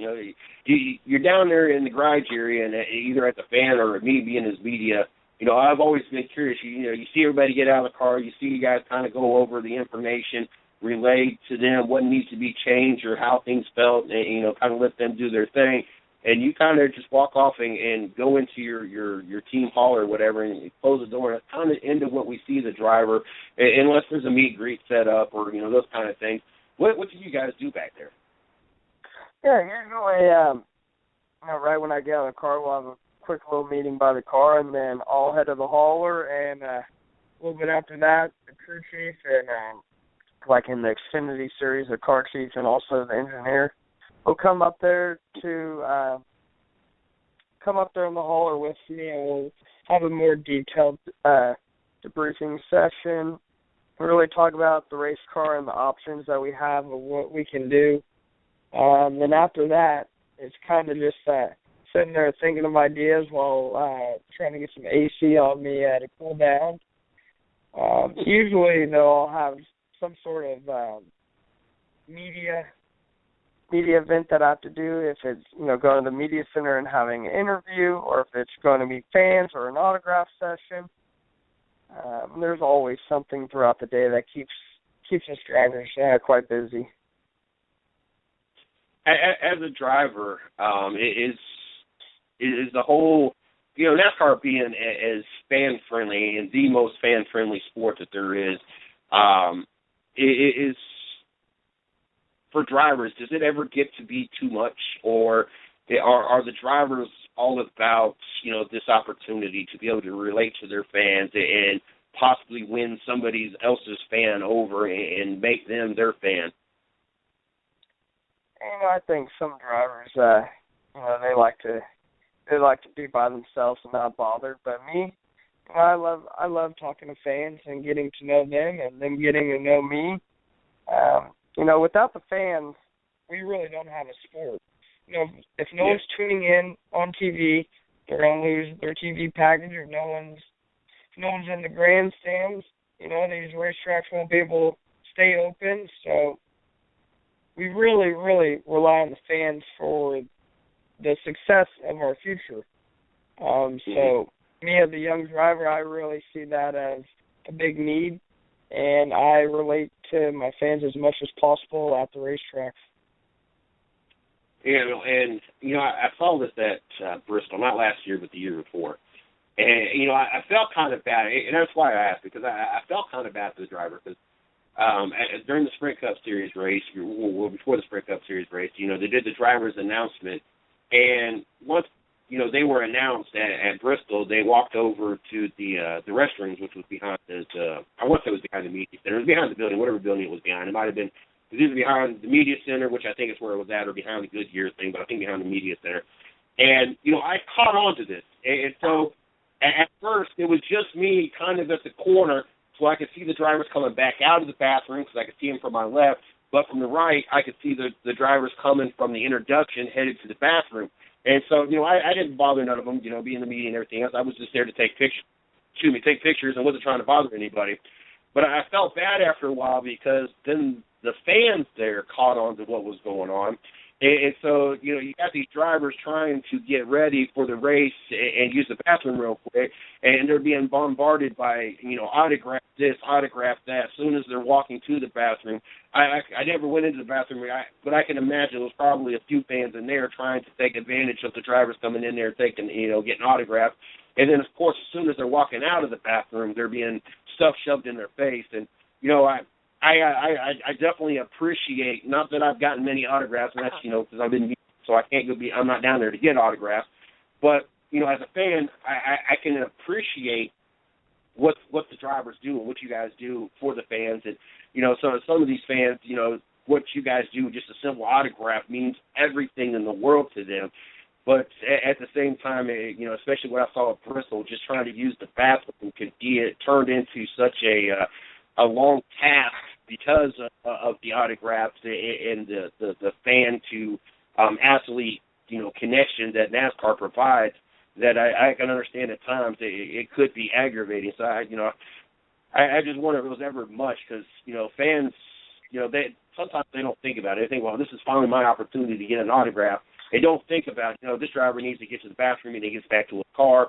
You know, he's got stuff he's got to do. And I can hear some fans while I'm out there get aggravated because, you know, they didn't get every autograph signed. You know, these people don't understand sometimes. You guys got other things to do other than just stand here and sign autographs, more specifically run a race.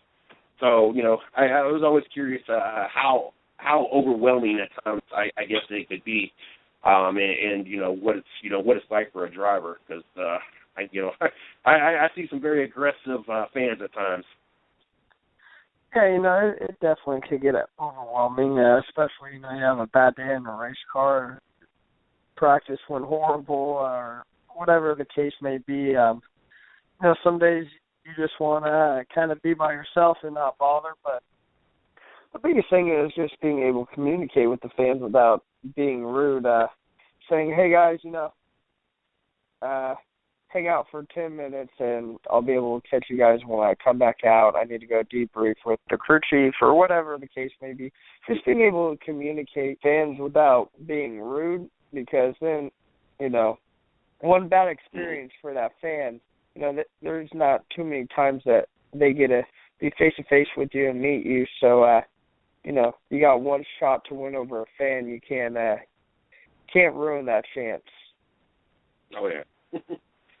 Well, Dylan, I don't want to keep you no longer. I want you to be able to get rested up and ready for what's probably going to be one of your most important races of your, possibly of your career, because who knows where this might lead, and to get the opportunity to be at one of the most historic tracks at Daytona. I'm sure that you got some things you need to take care of tonight before you call it a night, and regardless the fact that you might be able to sleep in tomorrow, I just have this feeling that you're probably not going to sleep in. I couldn't imagine. To me, it's like being 5 years old and it's being Christmas Eve. This is how I visualize it. I don't know how it really is for you, but that's how I would picture it if I was in your shoes. But I definitely want to wish you luck, not only tomorrow at Daytona, but for the rest of the season. Hopefully things get in line for you, and you get an opportunity to get a lot of seat time in whatever series it may end up being, or whatever series it ends up being this year. And definitely we'll be keeping our eye on you tomorrow night at the Lucas Oil 200, and keeping an eye out for you and any other events that you might be involved with. And hopefully we'll get you back on here real soon, and you'll have some great things to tell us, and a bright future actually etched out and know exactly what you're going to be doing. hopefully I can be on soon with the big announcement, but I appreciate kind words and appreciate you having me on tonight. Hopefully we go out tomorrow and go end up in victory lane at the end of the night. Yes, sir. Definitely will be looking out and hoping the best for you. And you enjoy the rest of your evening, and good luck on tomorrow. All right, you too. Thank you. Yes, sir. That was Dylan Lupton. Very, very talented driver. Like I said, we've had him on a few times here at the 110 Nation Sports Show, and love having the opportunity to be able to sit down with him. And I just couldn't imagine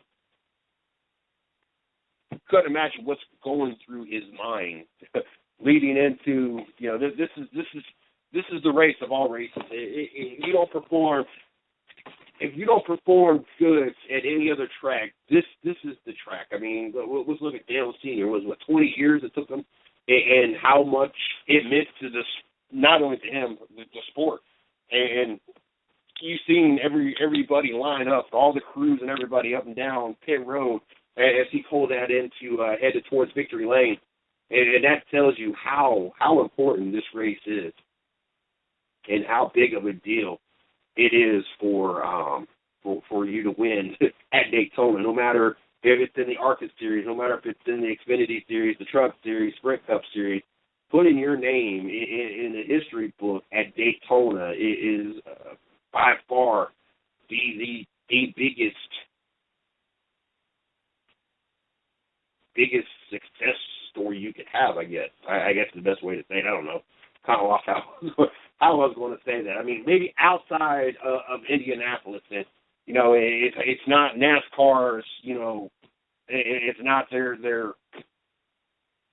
I'm going to say premier track because I mean it's Indianapolis, but I mean this is Daytona. This is, you know, kind of where it all started, and you know the history behind this track, and you know it's. As much history as Indianapolis has had, that, you know, that's to me the prize of Indy is, you know, a little bit more sacred to the IRL series, and it's as important and as historic as that track is, and as much as it still means to drivers in the NASCAR series, I would just assume that Daytona has got to be just kind of a nudge above Indianapolis. And you know, that to me that says a lot, because there is a lot of history behind Indianapolis, not only in the NASCAR series, but of course the Indianapolis 500s, and you know the history behind that. So definitely got my handful of cars I'm going to be looking at tomorrow. You know, like I said the other day, you know, I have a tendency of giving my time, my support, and going and trying my hardest to share and I guess get it out to our listeners, those that give us their time. And you know, we've had Gus Dean from Triple M, we've had Cole Powell from Triple M. Now you got Sara and Dylan tonight. That's will all be out there tomorrow for the Lucas Oil 200. And you know that says a lot to me and means a lot that, you know, with everything going on and as busy as their week has been, and you know, Sara with, you know, being in the ARCA Series race tomorrow, then being in the K&N Pro Series on Sunday, and then potentially being in the late model car by Tuesday or Wednesday. I mean, she has a full plate of things going on, and you know, for her to take that time out to jump over and get on the phone and call us and, you know, check in and give us 30 minutes of her time, you know, that's important to us. You know, it's easy to say when you're ESPN or Fox Sports or NBC Sports, but you know, when we're not one of those big name companies out there, and you know, we're slowly but surely getting ourselves up there. Definitely pleased on the growth, and don't get me wrong. And do I think that we'll ever be as big as ESPN? I don't think anybody will ever be as big as ESPN. But if we can be up there somewhere between the Bleacher Report and the NBC Sports in that gap, I would be more than pleased. If we're at that point, that means that I have employed a good chunk of our journalists and broadcasters, and I am making a difference in their lives and help providing a career that they enjoy, and that's ultimately where I'm at in my part of my life, where I want to have an impactful, positive difference in somebody's life. Not only the events we sponsor, such as Seek to Destroy Cancer, March 19th here in Fayetteville, North Carolina. We got Tim Lathan joining us about 9-10 on Monday, bringing a couple of the main attractions from the event to help raise money to battle cancer. Obviously, we're going to get Tommy Danger back on the show. We're going to help sponsor their More Than Just Miles down in Florida. I want to thank April 16th, we've helped sponsor that prior their first year. So definitely want to help in many different ways. And these first two events of the year are big events for us. They're financially big commitments for us. Of course, hopefully we'll get back into I think this year will probably be the fourth annual pig picking for autism. That event is a big event for us, and they raise a lot of money. I think last year was like close to $10,000, I want to say. But that's a big event for us as well. Do a live broadcast out there and have a great time helping raise money for autism. Of course, they do can drive for breast. They do a can drive for breast cancer awareness as well. And of course, we'll find ourselves in one or two other different foundations or charity events. That is something big for us here at the One Pin Nation. But I don't want to be just involved that way. It's easy to hand over money. I mean, in the autism thing, we're not just handing over money. We're also out there and help support and help be part of the event as well. And, of course, the Seek to Destroy Cancer event will be out there as well. I'll have a table, and we'll be out there, and so looking forward to that as well. But I also want to have more of an influence and more of an impact than just handing over money. I want to be able to help provide a opportunity for a career and a bond and, be kind of a mentor and, those kind of things. Not just, here's, this amount of dollars or that amount of dollars, but, be able to sit down and come into a studio every day and help develop a young mind and, help mold what they know and help them become even better at what they do and provide an opportunity to make a career and not just a part-time job or a job that you can't hardly make ends meet, but provide a career. And, that's kind of what, we're hoping for. And so that's, so if you're out there and you are listening and you feel that that is something that you would love to be a part of, maybe you want to host a show, maybe you're a writer, and you want to help one get your penmanship out there, and you're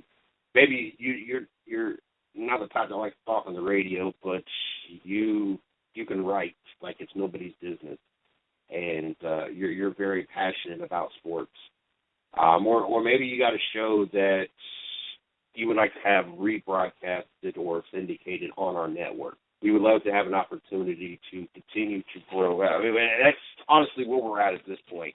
We're continuing to grow, and we're starting to get to a point where things are starting to stretch a little bit, and we're getting to a point that we need to work on increasing the staff. If you work behind the scenes with Miss Lee, Miss Lee does a phenomenal job, but she tells me all the time, I need to find a way to clone her. And, if you're out there and you like to, get on the phone and talk to other PRs line up, athletes to come on the show and, work on, providing opportunities for sponsorship for the show, the network, the site, whatever the case may be. If you're a go-getter, and if you're a shy person just because it's behind the scenes, that doesn't mean it's necessary for you. You got to be like Miss Lee. You got to be a go-getter. I mean, this woman, she schedules outside of, I would say, in 2 years, outside of maybe 10 interviews, she is scheduled every interview. I'm not saying she's got them all. A lot of them I'm not going to say a lot of them, but there's been a good portion that I've sent her way, but she has scheduled just about everybody. There's only been a few that I've actually slipped in, and just so we don't overbook each other, step on each other's toes and book. But, she takes care of all that. She takes care of all the public relations. She talks to everybody. She keeps all that information. She looks for other opportunities. This year, we're going to end up having more truck series drivers on the show than we've ever had. We should have a abundant supply of ARCA Series, KN Pro Series, and now truck series drivers coming on this year, and very, very excited about that. And we're working hard to find our I guess way into all the other sports. We had Zach Wojcik a couple weeks ago, but it's one of those things that just because you're behind the scene doesn't mean that, it's behind the scene. Miss Lee is really one of the faces of the sport. You might not ever see her face. You might not ever hear her voice. And honestly, most of the time, her voice is louder than mine, even though you'll see my face, you'll hear my voice, and you'll read my articles. But if you're out there and interested, like I said, if you got a show that you want syndicated or, rebroadcast on our network, is we have one show right now. We're in the talks with a couple other. If you want to come on and co-host, I would love, me and Ms. Lee have talked about this, I would love to have an opportunity to have someone here with me 2 hours a day, 5 days a week, to really have a good chemistry and bounce off of and have a great time with. So give you guys a little bit of a break sometimes, not to hear my voice all the time.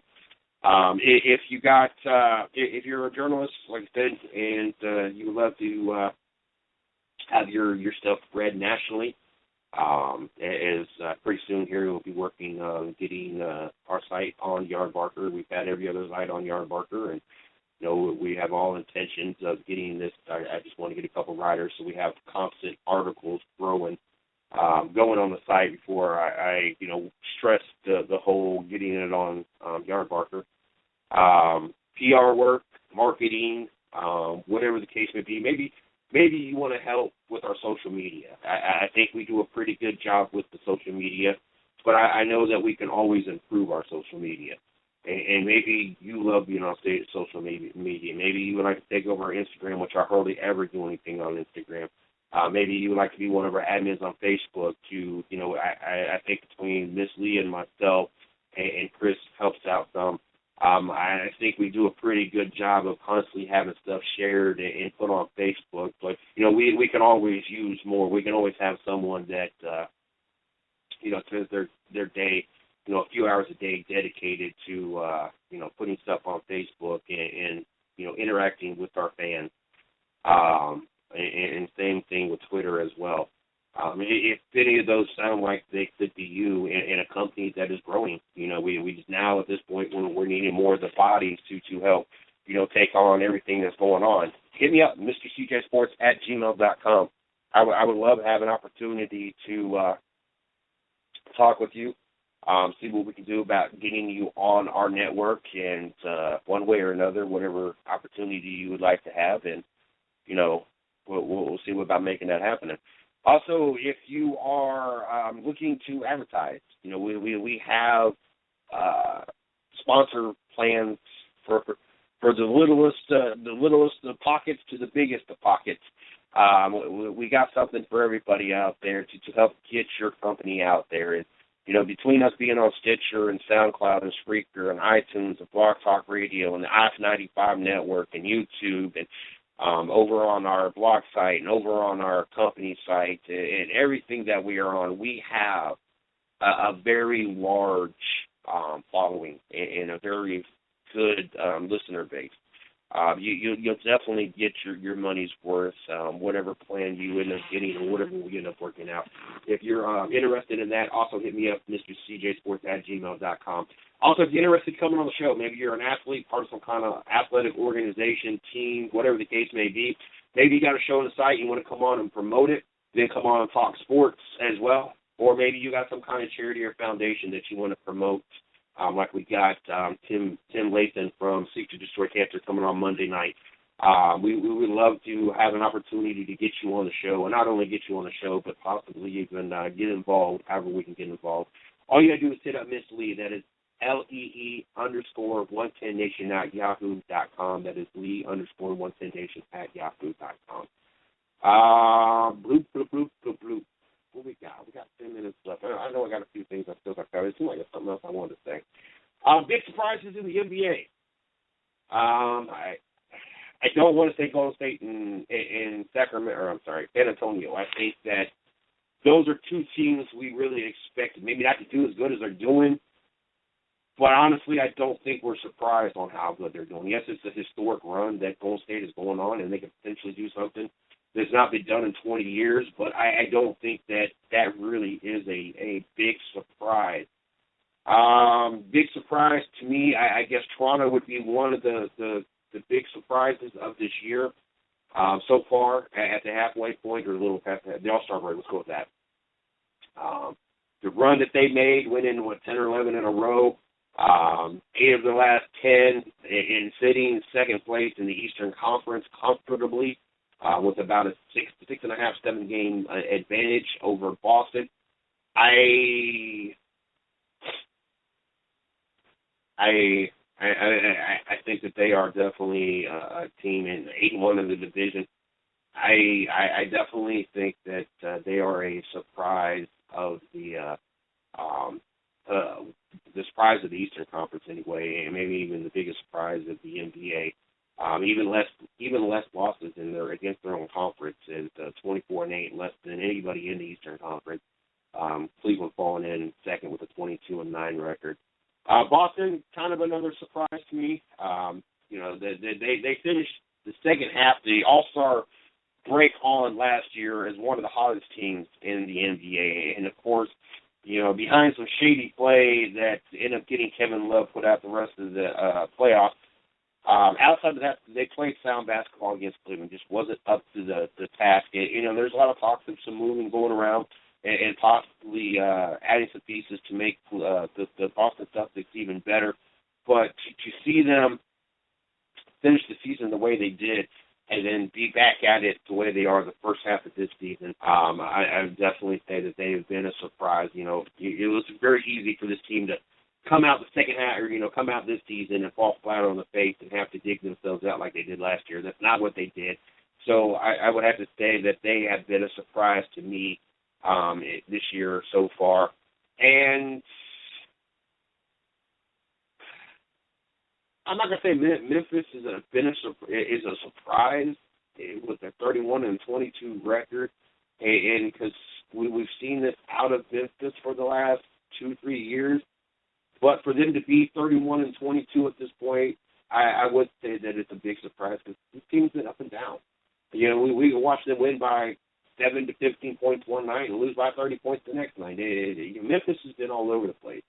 Honestly, this team, the fact that they've been together and they've both been improving every year, and it seems that playoff time rolls around and I know it's unfair to judge them when you got San Antonio, Golden State playing the way that they have, especially the last 2 years, and San Antonio even longer than that. But it just seems that each of these, then it just falls flat. But to know that they've had their ups and downs this year, and yet they are 9 games above 500. To me, that says a lot about the Memphis Grizzlies, and that's kind of a surprise to me. Disappointments this year so far. New York, not really a big disappointment. We kind of expected that out of the roster. I think Potskinski, or however you say his name, I think he's been a pleasant surprise. But the rest of the team, I think we kind of knew what we was expecting. In 23-32 record, that's kind of what you get. It's not Wasn't expecting anything out of Brooklyn. Philadelphia, maybe not as bad as they look. Even with Milwaukee sitting 22-32, you got to remember they weren't above 500 when they made the playoffs last year. So for them to be 22-32, really not a surprise at all. Them beating given Golden State the first loss wasn't even a surprise. I mean, back-to-back games for Golden State on they were gone on the road like 10 days straight or whatever the case was. You know, that was that was bound to happen with and everybody called that game. Maybe Washington with a 23-28 record. I think that's a lot of us thought more highly of Washington. I don't know, Washington, one of those teams that, you know, they could just find that right piece to make them just a little bit deeper, make them be a little more complete. They could be a serious threat, but there's just something there that's just not clicking. And I guess they could be a big disappointment, the biggest disappointment. I guess, honestly, Sacramento, to me, so far, the first half is probably the biggest disappointment. You know, adding Rondo, this team is guys with Rudy Gay and DeMarcus Cousins. This team is deep, and this team. Well, I'm not gonna say deep, but this team is good, especially that starting five. There's no reason they're sitting 9 games below 500. They gotta find a way to be a team and play like a team. When you have DeMarcus Cousins scoring the points that he's scoring, and you got Rondo putting up the assists that he's putting up, there's no reason that you're 9 games below in the West that is seeing probably one of its worst seasons as a conference in a long time. Pelicans 13 games below 500, Houston a game below 500, Lakers 33 games below 500, Phoenix 26 games below 500. Minnesota 20 games below 500, Denver 10 games below 500, Utah and Portland just at 500.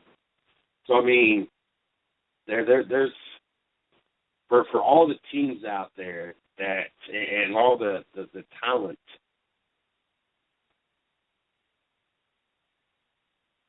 in Sacramento to have the season that they are having, it to me, that's got to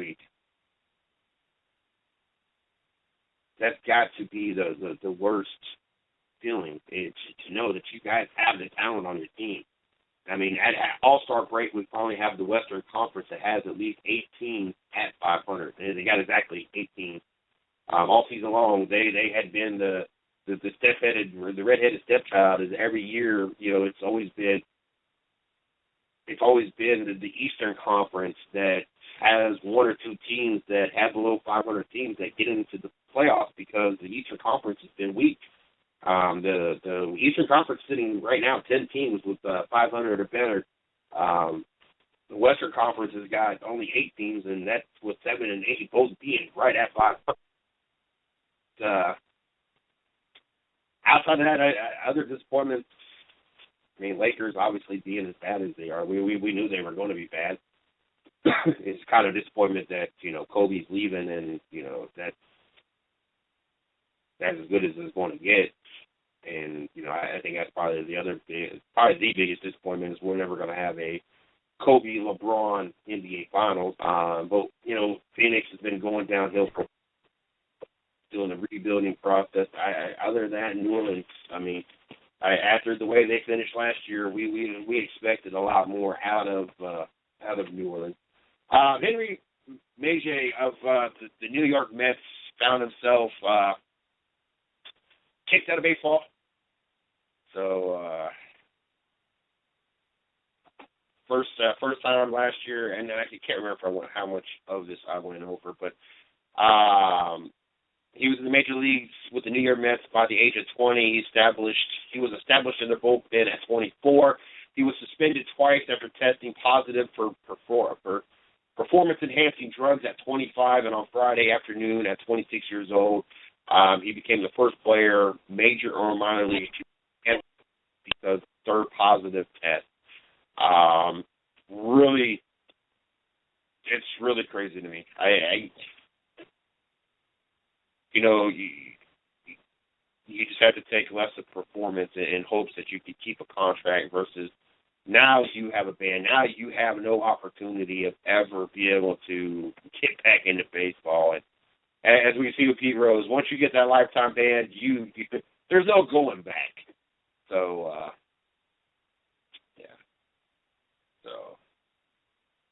there's baseball doesn't forget, no matter how many years it's been. I want to thank everybody for tuning in tonight. Very, very thankful for the opportunity to have Dylan, Lupton, and Sara Cornett-Ching in the studio tonight to join us, getting us ready for tomorrow's Lucas Oil 200. I want to thank all the other guests we've had this week. We've had one hell of a week with the guests.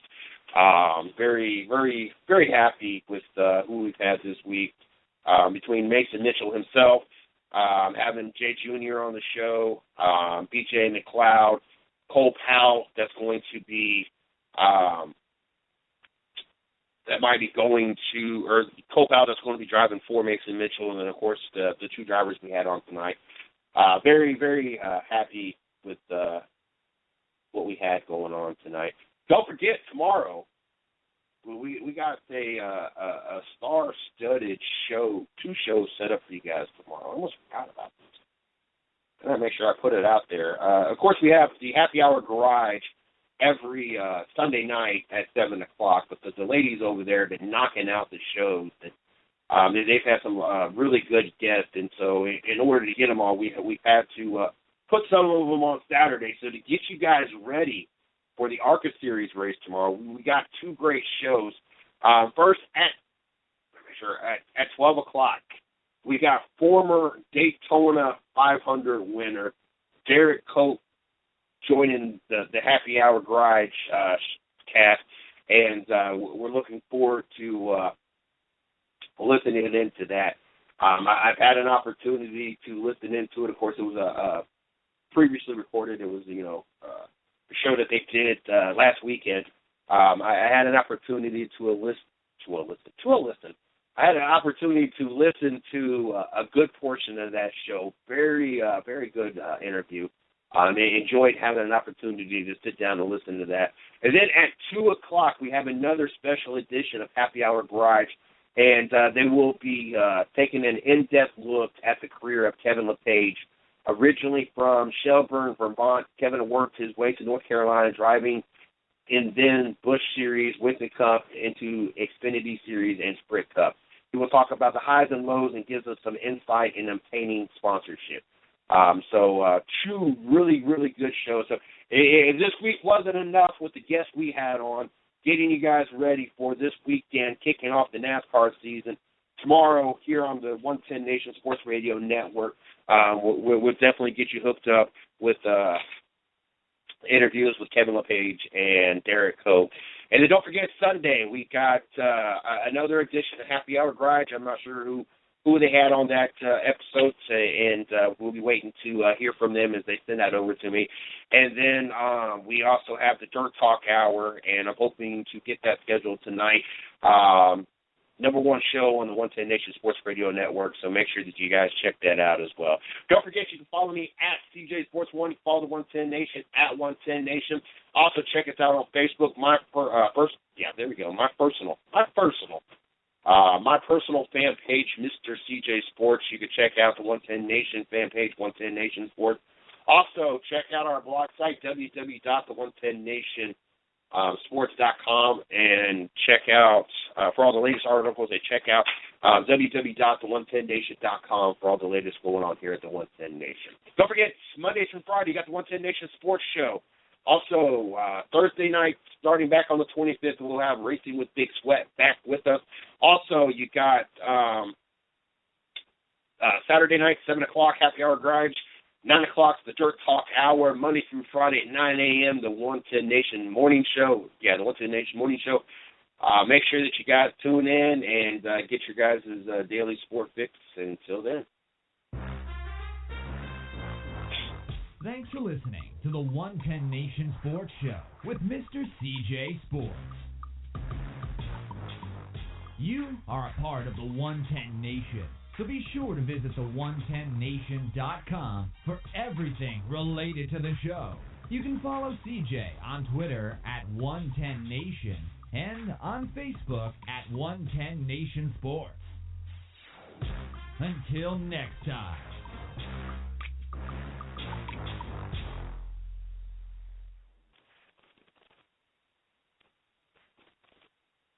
Give your business a jump on spring during Lowe's Pro Bonus Days and get limited time savings only for pros. Come in February 16th and 17th and ask for 5% off store-wide, or ask for 10% off when you use your Lowe's Business Credit Card. You can even save online. Just register on Lowe'sForPros.com. See Pro Desk in store for required coupon details and exclusions. Registration required for savings online. Credit offer subject to credit approval. Pro Bonus Days, starting February 16th, only at Lowe's.